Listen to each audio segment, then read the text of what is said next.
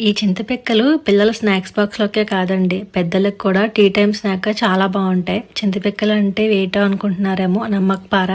మా ఊర్లో వీటిని చింతపిక్కలు అని పిలుస్తాము. అది చేసుకోవడం కోసం బౌల్లోకి 2 కప్పుల మైదా పిండి తీసుకుంటున్నాను. అలాగే 1 టీ స్పూన్ జీలకర్ర, 1 టీ స్పూన్ వాము, 1 టీ స్పూన్ సాల్ట్ వేసుకుని అన్నీ బాగా మిక్స్ చేసుకున్న తర్వాత బాగా మరిగించుకున్న ఆయిల్‌లో ఒక 2 టేబుల్ స్పూన్స్ వేసుకుని ముందుగా గరిటెతో అంతా బాగా మిక్స్ చేసి తర్వాత చేతితో బాగా కలుపుకోవాలి. ఇప్పుడు కొద్ది కొద్దిగా వాటర్ వేసుకుంటూ అయితే పిండిని కలుపుకోవాలి. పిండి మరీ పలుచగా కాకుండా కొంచెం ముద్దగానే కలుపుకోవాలండి, ఎందుకంటే నానేసరికి ఇంకొంచెం లూజ్ అవుతుందనమాట. సో ఈ విధంగా కలుపుకొని మూత పెట్టేసి ఒక అరగంట పాటు పక్కన పెట్టేసుకోవాలి. అరగంట తర్వాత తీసుకుని చిన్న చిన్న బాల్స్ లాగా చేసుకోండి. ఈ విధంగా మొత్తం అయితే నేను 4 బాల్స్ చేసి రెడీగా పెట్టేసుకున్నాను.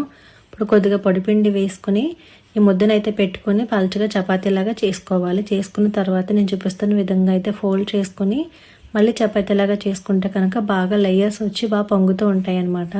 సో కొంచెం దలసరిగా చేసుకొని సైడ్స్ అన్నీ కూడా తీసేసి చూపిస్తున్న విధంగా ముక్కల్లాగా కట్ చేసుకుంటే ఈ చింతపిక్కలు రెడీ అవుతాయండి. కొంచెం దలసరిగానే కట్ చేసుకోవాలి. తర్వాత ఆయిల్ పెట్టుకుని బాగా మరిగించుకుని అందులోకి మనం రెడీ చేసుకున్న చింతపిక్కలు అన్నీ కూడా వేసుకొని మీడియం ఫ్లేమ్లో ఉంచి మనం వేయించుకోవాలి. ఒక 2 నిమిషాలకైతే వాటంతట అవే బాగా పొంగుతాయండి. అలాగే కొంచెం కలర్ కూడా చేంజ్ అయ్యింది కదా, ఇంచుమించు 4 నుంచి 5 నిమిషాల పాటు వేయించుకుంటే లోపల వరకు బాగా వేగి మంచి రంగు వస్తే తీసేసుకోవాలండి. అంతే, చింతపిక్కలు నమ్మకపార రెడీ.